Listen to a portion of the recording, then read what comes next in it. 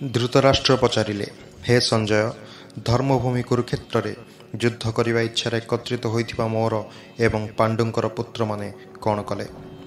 ସଞ୍ଜୟ କହିଲେ, ଯୁଦ୍ଧାରମ୍ଭ ସମୟରେ ରାଜା ଦୁର୍ଯ୍ୟୋଧନ ବ୍ୟୁହ ରଚନାଯୁକ୍ତ ପାଣ୍ଡବ ସେନାକୁ ଦେଖି ଗୁରୁ ଦ୍ରୋଣାଚାର୍ଯ୍ୟଙ୍କ ପାଖକୁ ଗଲେ ଏବଂ କହିଲେ, ହେ ଆଚାର୍ଯ୍ୟ, ଆପଣଙ୍କର ବୁଦ୍ଧିମାନ ଶିଷ୍ୟ ଦ୍ରୁପଦ ପୁତ୍ର ଦୃଷ୍ଟଦ୍ୟୁମ୍ନ ଦ୍ୱାରା ରଚିତ ପାଣ୍ଡୁପୁତ୍ରମାନଙ୍କର ଏହି ବିରାଟ ସେନାକୁ ଦେଖନ୍ତୁ।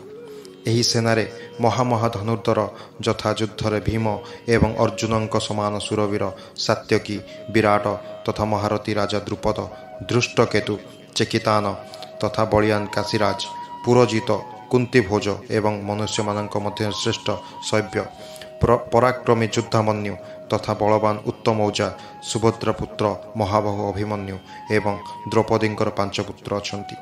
ଏମାନେ ସମସ୍ତେ ଜଣେ ଜଣେ ମହାରଥୀ। ହେ ବ୍ରାହ୍ମଣ ଶ୍ରେଷ୍ଠ, ଆପଣଙ୍କ ପକ୍ଷରେ ବି ଯେଉଁ ପ୍ରଧାନ ଯୋଦ୍ଧାମାନେ ଅଛନ୍ତି ସେମାନଙ୍କୁ ଆପଣ ଜାଣିନିଅନ୍ତୁ। ମୋ ସେନାରେ ଯେଉଁ ସେନାପତିମାନେ ଅଛନ୍ତି ଆପଣ ଜାଣିବା ନିମନ୍ତେ ସେମାନଙ୍କର ନାମ ମୁଁ ଆପଣଙ୍କୁ ଜଣାଉଛି। ଆପଣ ପିତାମହ ଭୀଷ୍ମ, କର୍ଣ୍ଣ ଏବଂ ସଂଗ୍ରାମ ବିଜୟ କୃପାଚାର୍ଯ୍ୟ ତଥା ସେହିପରି ଅଶ୍ୱତ୍ଥାମା, ବିକର୍ଣ୍ଣ ଓ ସୋମଦତ୍ତଙ୍କର ପୁତ୍ର ଭୂରିଶ୍ରବା। ଏମାନଙ୍କ ଛଡ଼ା ମୋ ପାଇଁ ଜୀବନରେ ଆଶା ତ୍ୟାଗ କରିଦେଇଥିବା ଆହୁରି ଅନେକ ସୁରବୀର ମଧ୍ୟ ନାନା ପ୍ରକାର ଅସ୍ତ୍ରଶସ୍ତ୍ରରେ ସଜ୍ଜିତ ହୋଇ ଉପସ୍ଥିତ ଅଛନ୍ତି। ସେମାନେ ସମସ୍ତେ ଯୁଦ୍ଧରେ ନିପୁଣ। ଭୀଷ୍ମଙ୍କ ଦ୍ୱାରା ରକ୍ଷିତ ଏହି ଆମ୍ଭମାନଙ୍କର ସେନା ଅପରିମିତ ଅର୍ଥାତ୍ ସବୁ ଦୃଷ୍ଟିରୁ ଅଜେୟ ଏବଂ ଭୀମଙ୍କ ଦ୍ୱାରା ରକ୍ଷିତ ଏମାନଙ୍କର ସେନା ପରିମିତ ଅର୍ଥାତ୍ ଏହାକୁ ଜୟ କରିବା ଅତ୍ୟନ୍ତ ସହଜ। ତେଣୁ ସକଳ ବ୍ୟୁହମାନଙ୍କ ଦ୍ୱାରା ନିଜ ନିଜ ସ୍ଥାନରେ ରହି ଆପଣମାନେ ସମସ୍ତେ ନିଶ୍ଚିନ୍ତ ଭାବରେ ପିତାମହ ଭୀଷ୍ମଙ୍କୁ ହିଁ ସକଳ ଦିଗରୁ ରକ୍ଷା କରନ୍ତୁ। କୁରୁବୃଦ୍ଧ ମହାପ୍ରତାପୀ ପିତାମହ ଭୀଷ୍ମ ଦୁର୍ଯ୍ୟୋଧନଙ୍କର ହୃଦୟରେ ହର୍ଷ ଉତ୍ପନ୍ନ କରାଇ ଉଚ୍ଚସ୍ୱରରେ ସିଂହନାଦ ପରି ଗର୍ଜନ କରି ଶଙ୍ଖ ବଜାଇଲେ। ତାପରେ ବହୁ ଶଙ୍ଖ, ଭେରୀ, ନାଗରା, ମର୍ଦ୍ଦଳ, ରଣସିଙ୍ଗା ଆଦି ବାଦ୍ୟ ଏକାସଙ୍ଗେ ବାଜି ଉଠିଲା। ସେସବୁର ଶବ୍ଦ ଅତି ଭୟଙ୍କର ଥିଲା। ତାପରେ ଧଳା ଘୋଡ଼ା ଯୋଚା ଯାଇଥିବା ଉତ୍ତମ ରଥରେ ବସି ଶ୍ରୀକୃଷ୍ଣ ପରମାତ୍ମା ଓ ଅର୍ଜୁନ ମଧ୍ୟ ନିଜ ନିଜର ଦିବ୍ୟ ଶଙ୍ଖ ବଜାଇବାକୁ ଲାଗିଲେ। ଶ୍ରୀକୃଷ୍ଣ ପରମାତ୍ମା ପଞ୍ଚଜନ୍ୟ ନାମକ, ଅର୍ଜୁନ ଦେବଦତ୍ତ ନାମକ ଏବଂ ଭୟାନକ କର୍କଶଧାରୀ ଭୀମସେନ ପୌଣ୍ଡ୍ର ନାମକ ମହାଶଙ୍ଖ ବଜାଇଲେ।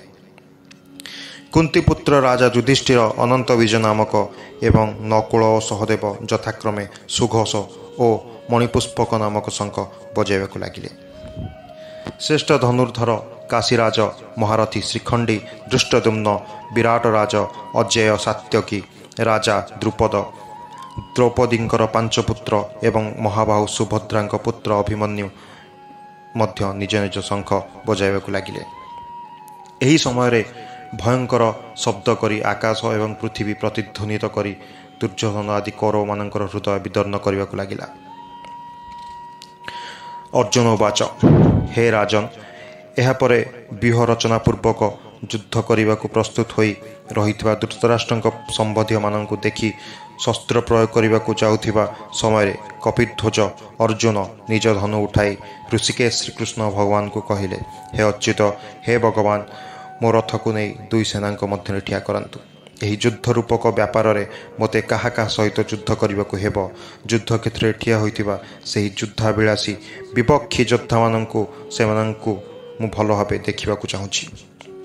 ଦୁର୍ବୁଦ୍ଧି ଦୁର୍ଯ୍ୟୋଧନର ଯୁଦ୍ଧର ହିତାକାଂକ୍ଷୀ ହୋଇ ଯେଉଁ ରାଜାମାନେ ଏହି ସେନାରେ ଆସିଛନ୍ତି ସେମାନଙ୍କୁ ମୁଁ ଟିକିଏ ଆଉଥରେ ଭଲ କରି ଦେଖିବି।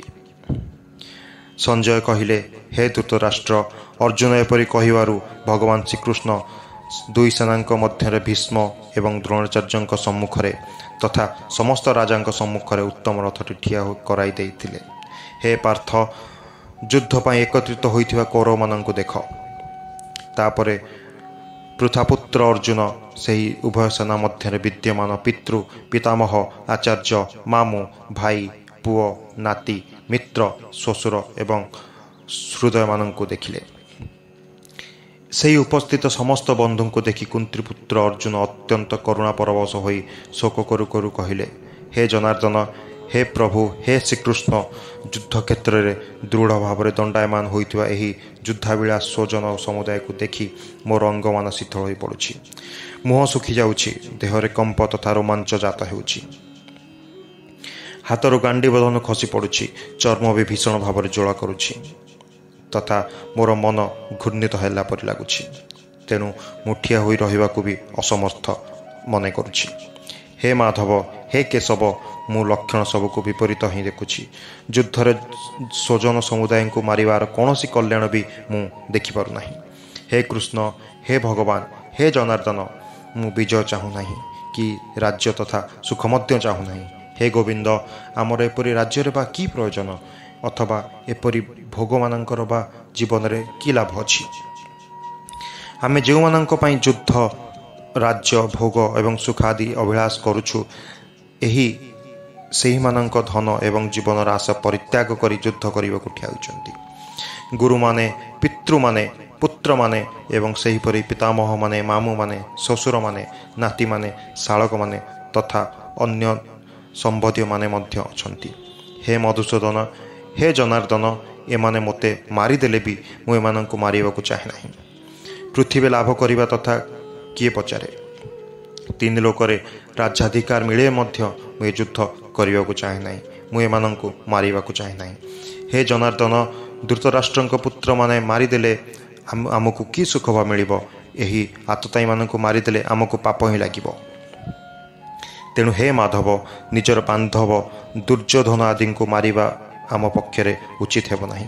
कारण निज कुटुंब लोकों को मारी आमे बा किपरि सुखी होई परिबो।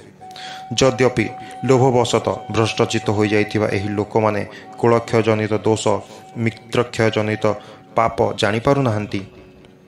तथापि हे जनार्दन हे भगवान कुलनाशर उत्पन्न होइथिबा दोष को जानी पारुथिबा आंभे माने ए पाप बा केमिति करिबु। कुलनाश हेले सनातन कुलधर्म नष्ट हो जाए। धर्म नष्ट हो गले समुदाय कुल को पाप मध्य विशेष भाव में व्यापी जाए। हे कृष्ण पाप अधिक बढ़ीगले कुल स्त्री माने अत्यंत दूषित हो पड़ती। हे वर्णेय स्त्री माने दूषित हो गले वर्ण संकर उत्पन्न होती। कुलनाशकारी मानक तथा कुल को नरक को नहीं जावा लगी वर्ण संकर हो जात होती। पिंड क्रिया एवं जलदान क्रिया लुप्त हेबारु पितृलोक माने श्राद्ध और तर्पणरू वंचित होई अधोगति प्राप्त होती। एही वर्ण संकर कारक दोष मानक द्वारा कुल घात मानकर सनातन कुलधर्म एवं जाति धर्म नष्ट हो जाए। हे जनार्दन हे भगवान जो मानकर कुलधर्म नष्ट हो जाइछि सेमानकर अनिश्चिंत काल पर्यंत नरकवास हुए बोली आमे शुणी आसीछु। कि दुखर कथा है आंभे माने बुद्धिमान होई मध्य महापाप करने को प्रस्तुत हो जाइछु। राज्य एवं सुख प्राप्ति लोभरे आमे निजर आत्मीय स्वजन मानक मारिबा को मध्य उद्यत हो जाउछु। जदि मो परि निशस्त्र और प्रतिकार रहित लोकों धृतराष्ट्रंकर शस्त्रधारी पुत्र माने युद्ध मारी मध्य दियंती तेबे भी ताहा मो पक्षर अत्यंत मंगलकर हेब।